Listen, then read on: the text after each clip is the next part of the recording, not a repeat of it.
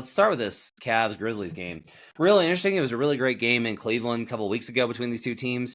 Jaren Jackson's been upgraded to questionable, which is a really interesting number. Brian, what's kind of what do you get from the feeling of Cavs -2, Jaren questionable? Do you think he's going to play? For the sake of the prop that I like, I hope not. But suspiciously, I mean, this is an injury that was supposed to be week to week. The last time we saw him was March 3rd. And I mean, it's technically not wrong if he comes back now. It's like, hey, he's week to week. It'll be a week and a half if he does return for this game. I'm a little skeptical it'd be that soon. I think even if he is, I'm okay with Evan Mobley going over from the standpoint of Donovan Mitchell not being there. Evan Mobley has gotten this in 5 of 6 without Donovan Mitchell being active in the last, however many games he's played without Donovan Mitchell. And in this one, with or without Jaren Jackson Jr., like Memphis is going to play at a fast pace. They play at a ridiculously fast pace. The total is 245 without Donovan Mitchell, potentially without Jaren Jackson Jr. We don't know yet. And as good as he is of a defender, like Minnesota could still give up some points in the paint. And Evan Mobley is going to be relied upon more, given that Donovan Mitchell's not there. So I'm kind of okay with this. Obviously, you'd prefer Jaren Jackson to be out for the sake of a prop. But from a basketball standpoint, no, you want Jaren Jackson to be there because it'd just be a better game. It'd be a lot of fun. And I do think that while I'm not sure he plays, even without Donovan Mitchell, the Cavs being -2 is a little suspicious. But I'm not sure in which way is it suspicious, because Cleveland is so good, but they're missing their best player. But at the same time, Jaren Jackson Jr. is questionable. Like, there's just a lot of ifs there. And then also we got to account for, like, John Morant is just liable at any given moment to just be scratched. So there's that element of it too. It's a game I'm looking forward to almost regardless of who's out there, though. Just from a pure basketball standpoint, Memphis is enjoyable to watch, even though they're frustrating sometimes. And Cleveland's just been probably my favorite watch all season. Yeah, they've been the most fun team. Some mental gymnastics here. Okay, so in Cleveland, the game was Cavs -6 versus Memphis.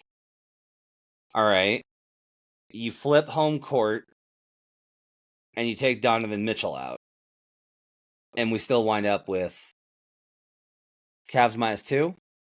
So Kyle, that to me makes me think that there's the possibility of Jaren being out still by this number, and that this could move even further in the other direction.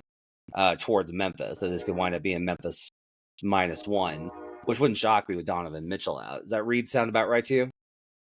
Yeah, I think so. I mean, and we do see some props across the board on some small books for Jackson, but yeah, I do think that there's a really strong chance that obviously they're listing him questionable. It'd be great if he played, but ultimately, I think it's still I would still consider him highly questionable, probably at best. So especially with the line, all the things that you mentioned, and even some other player props as well. Would not be surprised if he's out once again for this game. Okay. Brian, give me a sense of, you like Evan Mobley over 33.5 PRA. Yeah. All right. Tell me give me the cap, and then tell me if Jaren plays, if Jaren doesn't play. If he doesn't play, it's right there. I mean, you're expecting pace, you're expecting points. With Donovan Mitchell out, you're expecting higher usage. Darius Garland's PRA was 36.5 without Donovan Mitchell, which I found interesting. Evan Mobley, again, has gotten this in 5 of 6 without Donovan Mitchell being out there, gotten this over in 5 of 6.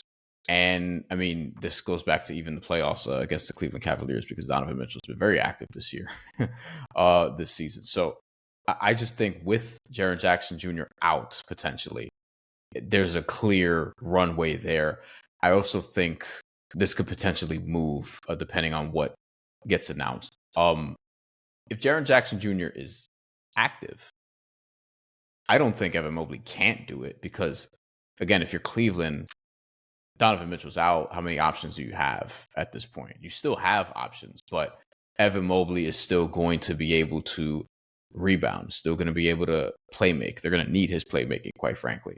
And you'll probably use him to stretch the floor a little bit, like just to give yourself a little bit more breathing room, a little bit more versatility on the offense. And the main thing is the pace is going to be there, and the points overall will probably be there. So Evan Mobley should be active enough, should have enough of a usage, I think, to get this number regardless. But clearly you would want, if you do bet this, for Jaren Jackson Jr. to be out. I wonder like how dramatic we think this moves, or if it moves at all, if he does get declared out. Like, I wonder, do we think this line 33.5 feels like this is baking in a potential Jaren Jackson Jr. absence? Or if he's declared out, does this jump to like 35.5 or something along those lines? Is what I wonder. Kyle, what do you think? I honestly, I think this number could get bet up just as is. I'm not sure if Triple J would move the line a ton, but I think the market could just move on it.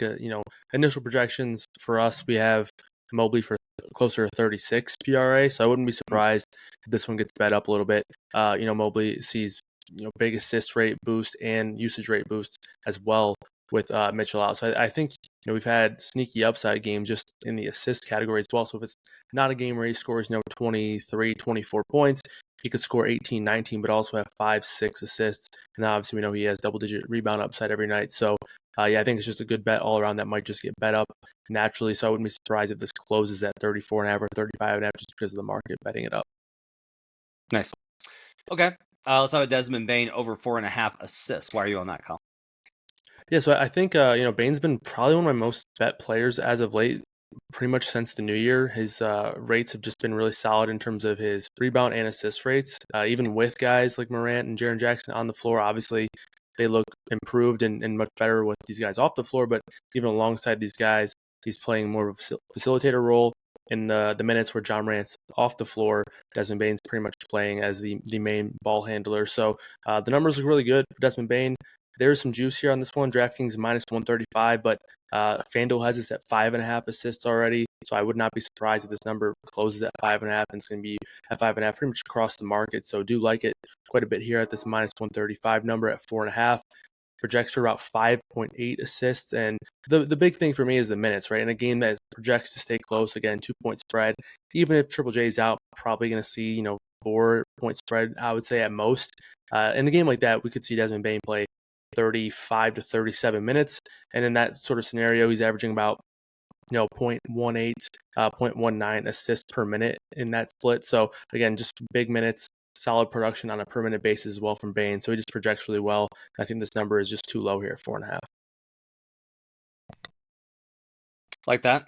All right, so let's put those together. Let's do Mobley over 33.5 PRA and Desmond Bane 5+ assists. And we're going to throw the Cavs money line in.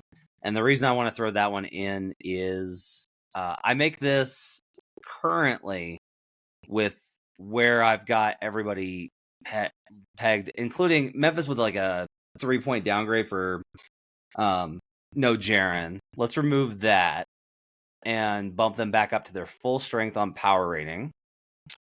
And I still get to 4.8. Donovan's actually not worth as much of the spread this season, so that's actually about a 2-point bump there, and we still get about a point of clearance here on the spread, which means their money line is even better. The Cavs have been a wagon.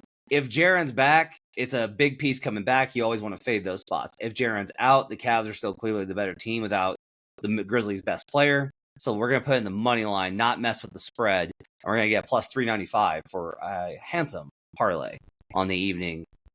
Bane 5+ assists, Mobley 34+ PRA, and the Cavaliers on the money line. You catch that at DraftKings. It's in the quick slip as well tonight. Kyle, is Grizzlies' best player controversial? No, it's not. There's like if Ja starts playing like Ja again, then we can have that conversation. But until Ja starts playing like Ja again, Jaren Jackson Jr. has been their best player on both ends of the floor. He's been awesome. I think he deserves second team All NBA. That's how good he's been. Like, he's the biggest reason why they're out of the play-in tournament right now. They're a 2 seed in the West, and the biggest reason is Jaren Jackson Jr. So yeah, not controversial.